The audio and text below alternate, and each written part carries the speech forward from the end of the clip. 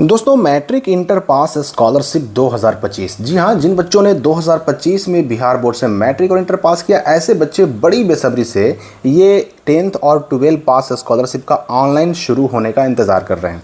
लेकिन आखिर जो ये देर हुई, क्योंकि अगर मैं देरी की बात करूँ ना तो 15 अप्रैल से ही पिछले साल शुरू हो गया था ऑनलाइन मैट्रिक पास का भी और इंटर पास स्कॉलरशिप की भी। लेकिन इस साल अगर देखें हम तो देखिए जुलाई का महीना भी अब ख़त्म होने जा रहा है, लेकिन अभी तक ये ऑनलाइन शुरू नहीं हुआ। इसकी एक बहुत बड़ी वजह सामने आई है।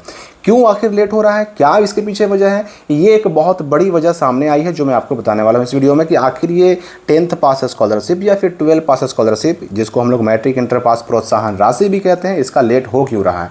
आप सबको पता होगा कि मैट्रिक इंटर पास स्कॉलरशिप का जब हम ऑनलाइन आवेदन करते हैं उसमें एक चीज़ ऐसा होता है, एक कॉलम कह सकते हैं जिसको कहते हैं आधार वेरिफिकेशन, जिसमें हमें क्या करना होता है, मैट्रिक वालों को भी और इंटर वालों को भी पहले आधार के हिसाब से नाम डालना पड़ता है ऑनलाइन करते वक्त, ठीक है ना, और फिर जेंडर, आधार कार्ड के हिसाब से जेंडर डालना पड़ता है और फिर आधार कार्ड का नंबर यानी आधार नंबर डालना पड़ता है, फिर आधार कार्ड के हिसाब से यहाँ पर डेट ऑफ बर्थ डाल करके और वेरीफाई आधार नंबर करना पड़ता है। इसमें क्या होता है ना कि जब अब ये चारों चीज़ें जब एंट्री करके और अब वेरीफाई आधार पर क्लिक करते हैं तो क्या करता है ना कि ये वेबसाइट, शिक्षा विभाग का या मेधा सॉफ्ट वेबसाइट क्या करता है कि ये सारा डेटा आपका ना आधार के वेबसाइट से फेच करता है, यानी कि मिलान करता है, आधार वेरिफिकेशन करता है।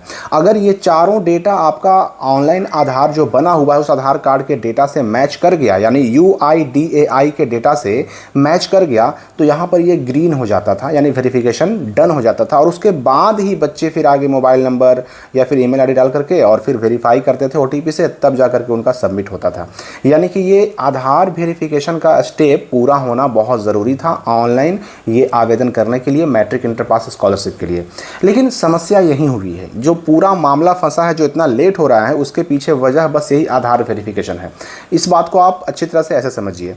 हुआ क्या कि आधार वेरिफिकेशन पर लग गई है रोक। गजट के बाद भी 8 लाख छात्राओं के आधार जांच की अनुमति नहीं मिली, क्योंकि देखिए आधार का डेटा है किसके पास, तो आधार का डेटा है भारतीय विशिष्ट पहचान प्राधिकरण, यानी जिसको हम लोग शॉर्ट में कहते हैं इंग्लिश में UIDAI के पास। यही है वो संस्था जो हमारा आधार कार्ड इशू करती है। हमारा सारा डेटा आधार वाला इसी संस्था के पास है, जिसको हिंदी में कहते हैं भारतीय विशिष्ट पहचान प्राधिकरण। अब आधार वेरिफिकेशन के लिए क्या होता है ना कि जो बिहार बोर्ड या बिहार के जो शिक्षा विभाग का वेबसाइट है मेधा सॉफ्ट, वो क्या करता है ना कि यही इसी के वेबसाइट से, UIDAI के वेबसाइट से डेटा को, रिकॉर्ड को मिलान करता है।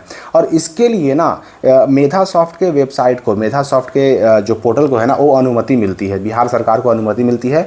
लेकिन गजट के प्रकाशन होने के बाद भी ये छात्राओं के आधार जाँच की अनुमति इस साल नहीं मिली है। पूरी बात समझिए आप। यहाँ पर देखिए कहा जा रहा है कि स्नातक और इंटरमीडिएट उत्तीर्ण 8 लाख से अधिक छात्राओं को प्रोत्साहन राशि नहीं मिल पा रही है। इसका कारण है कि भारतीय विशिष्ट पहचान प्राधिकरण यानी UIDAI ने छात्राओं के आधार की जांच करने की अनुमति नहीं मिली है।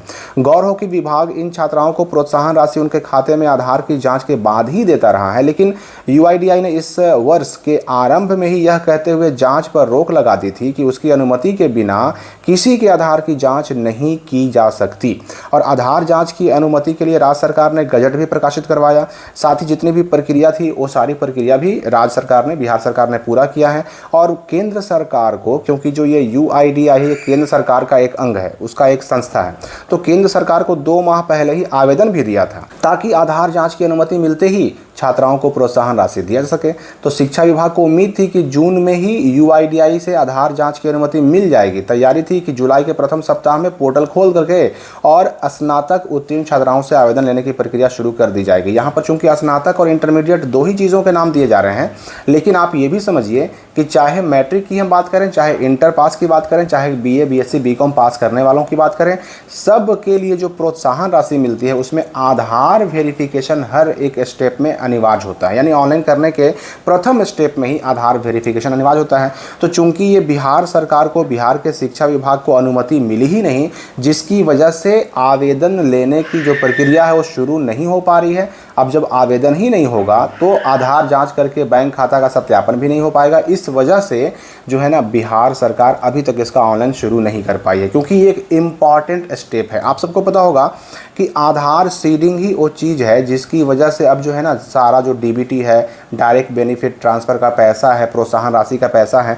वो छात्र छात्राओं के अकाउंट में जाता है। जब आधार वेरिफिकेशन ही नहीं होगा तो आधार सीडिंग से बच्चों का कौन सा खाता लिंक किया हुआ है वो खाता भी बिहार के शिक्षा विभाग को नहीं मिल पाएगा। डीबीटी से पैसे भेजने में बहुत दिक्कत हो जाएगी। तो इस वजह से ही ये ऑनलाइन की प्रक्रिया अभी तक शुरू नहीं हो पाई है। अब होगा क्या, जैसे ही जो ये बिहार सरकार ने सारी प्रक्रियाओं को पूरा करने के बाद केंद्र सरकार से अनुमति लेने के लिए 2 महीने पहले ही आवेदन दे दिया था, जैसे ही ये आवेदन स्वीकार होता है, जैसे ही आधार जाँच की अनुमति बिहार सरकार को, बिहार के शिक्षा विभाग को मिल जाती है, तुरंत मैट्रिक इंटर पास स्कॉलरशिप या मैट्रिक इंटर पास प्रोत्साहन राशि का जो है ना वो ऑनलाइन आवेदन, ऑनलाइन अप्लाई शुरू कर दिया जाएगा। ये लेट होने का सबसे बड़ा कारण है और इस वजह से नुकसान झेलना पड़ रहा है लाखों छात्रों को मैट्रिक इंटर पास या फिर स्नातक पास छात्र छात्राओं को भी। तो इस बारे में जैसे ही नए अपडेट्स अभी आगे आएंगे तुरंत आपको जानकारी दी जाएगी। इस वीडियो के लिए फिलहाल इतना ही।